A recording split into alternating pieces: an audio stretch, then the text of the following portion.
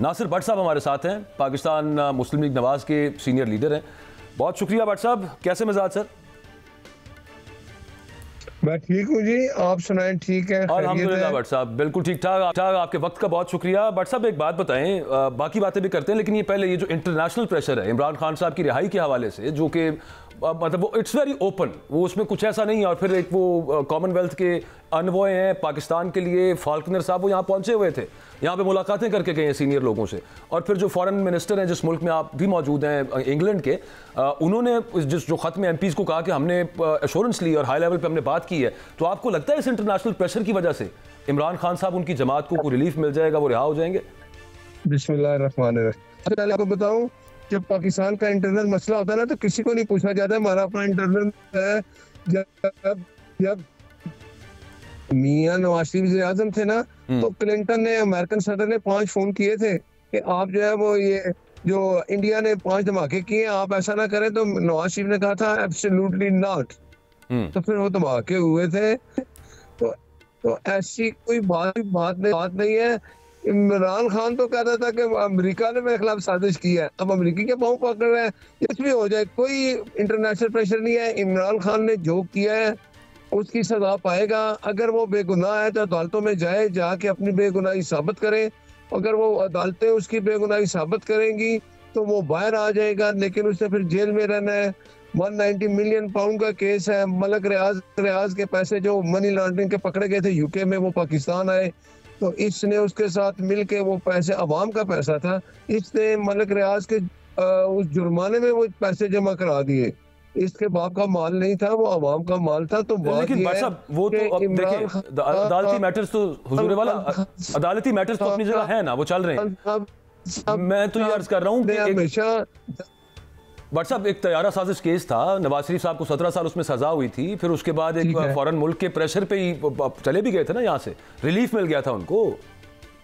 तो होता तो रहा है ना पाकिस्तान में। इस वजह से जहन के अंदर ये ख्याल आता है कि इस दफ़ा भी क्या आपके ख्याल में, चूंकि आप बाहर बैठे हैं, आप ये एक्सटर्नल मैटर्स को भी बड़ी क्लोजली देखते हैं, समझते हैं कि ये प्रेशर्स क्या होते हैं, इस वजह से पूछ रहा था आपसे। देखिए आपको बताऊं, ये ह्यूमन राइट्स की जो बातें होती है ना, ह्यूमन राइट्स तो लेबनान में देखे अमेरिका क्या कर रहा है, उसको वहां नहीं ह्यूमन राइट्स याद आ रहे। वो मुसलमानों को मार रहा है, बच्चों को मार रहा है। तो ये कोई बात नहीं है।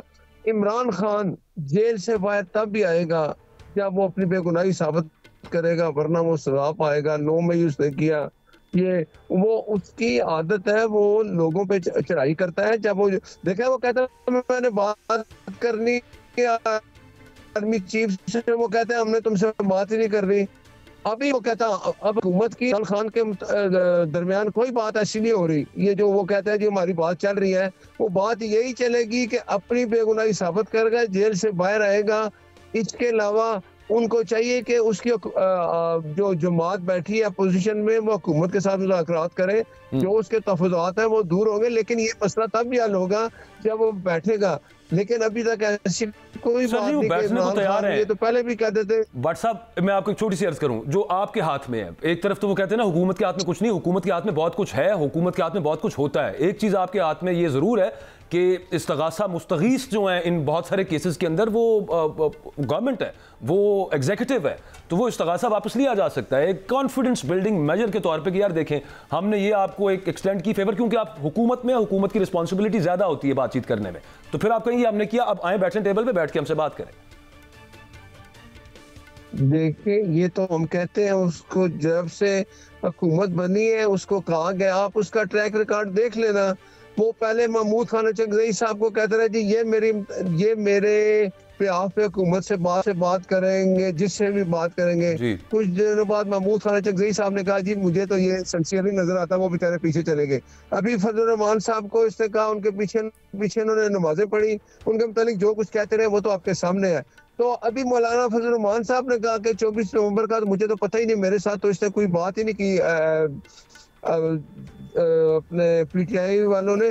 तो जो बंदा अपोजिशन की जमातों को इकट्ठा नहीं रख सकता, इमरान खान तो जो कुछ उसके ध्यान में है कि जैसे मैं पहले मुसल्लत हुआ हूँ तो ऐसे ही मैं अब किसी उसको चाहिए कि अगर वो अपोजिशन करना चाहते तो हुकूमत से बैठ के बात करे, हुकूमत उससे बात करेगी, लेकिन वो अपोजिशन में बैठ के ऐसी बात ही नहीं करता। वो कहता है मैं ना मानूं, अभी भी कहता है मुझे जेल से निकालो। आप उनके को कैदी रिहा कर देना सर, वो कोई लड़के वाले जो पकड़े हुए हैं वो कोई रिहा कर दें, कॉन्फिडेंस बिल्डिंग मेजर होगी, गुड जेस्चर होगा, उसके बाद क्यों नहीं आएंगे वो टेबल पे आपके साथ? कुछ आप भी तो पहल तो करें ना, हुकूमत है आप।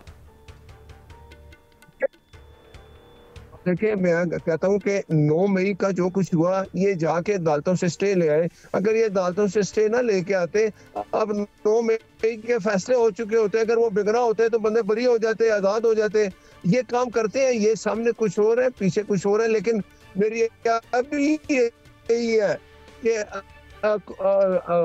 इमरान खान अपोजिशन करे बैठे, अभी कोई बात नहीं हो रही इमरान खान से। ये जो बातें वो कर रहे हैं ना, वो जिनसे बात करता है वो इनसे बात नहीं कर रहे।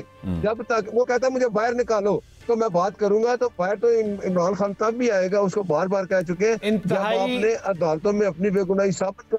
इंतहाई काबिल एहतराम भाई, बात यह है जो पाकिस्तान की सूरत हाल है वो तो ठीक है, लेकिन आप ज़्यादा एक्सपर्ट हैं। बरतानिया में आपने अरबों रुपए जीते हैं बहुत सारे टीवी चैनल से, और आपका एक नाम है कि अगर आपके खिलाफ कोई खबर लगाए तो उसको आप तुन देते हैं। मैं आपसे बरतानिया के हवाले से एक सवाल करना चाहता हूँ कि बरतानिया में जो PTI है बज़ाहिर लगता है ऐसे है कि ओवरसीज़ पाकिस्तानियों में या दीगर जगहों पर PTI ज़्यादा मकबूल है और नून इसके मुकाबले में बज़ाहिर कमज़ोर नज़र आ रही है। ये क्या बयानिया कमज़ोर है नून लीग का, या फिर आप ये बताएं कि कोई सोशल मीडिया का मसला है कि गवर्नमेंट जो है इस पर बिल्कुल तवज्जो नहीं दे रही और सारा सोशल मीडिया PTI का खड़ा है? नुक्स क्या है, वजह क्या है ओवरसीज़ मुस्लिम लीग नून के साथ क्यों नहीं है नासिर भट्ट साहब? कि वहाँ पे जो पाकिस्तानी बैरून मुल्क मुकीम, खासतौर पर इंग्लैंड की अगर हम बात करें तो वो हमने देखा है, वो जिस तरह काजी फाइसा साहब के साथ वहाँ मामला हुआ या नवाज शरीफ साहब के घर के बाहर अक्सर एहतजाज जारी रहता था और दीगर एहतजाज वहाँ पे होते थे। ये पाकिस्तान मुस्लिम लीग नवाज के साथ ये उनका स्ट्रॉन्ग सूट नहीं है।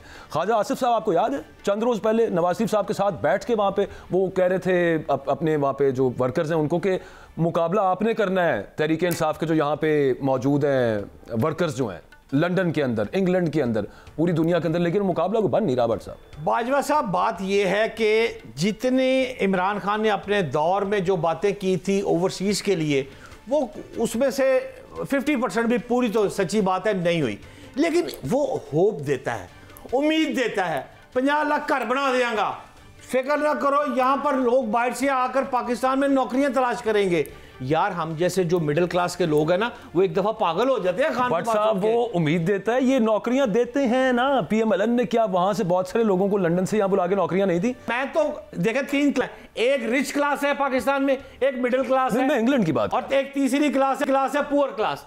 जब तक इमरान खान के साथ पुअर क्लास नहीं निकलेगी, ये कुछ 24 नवंबर, ये कोई फायदा नहीं है। बाजवा साहब, ये जो इस वक्त क्यादत है ना PTI की, ये कह रहे हैं लोगों को, मैं तो सईदी भी बाहर की बात कर रहा था, हम तो बात कर रहे थे कि बैरून मुल्क पाकिस्तानी ज्यादातर तहरीक इंसाफ के साथ क्यों है, इस पे भी। यार आप ठीक कह रहे हैं, लेकिन बाहर के लोगों को जो रिलीफ दिया गया है था वो आज तक पूरा नहीं हुआ। मैं इस गवर्नमेंट से ये मुतालबा करता हूं कि मैं समझता हूं कि इनका बयानिया ओवरसीज के मुतल्लक ठीक नहीं है, इस पर गवर्नमेंट को तवज्जो देनी चाहिए।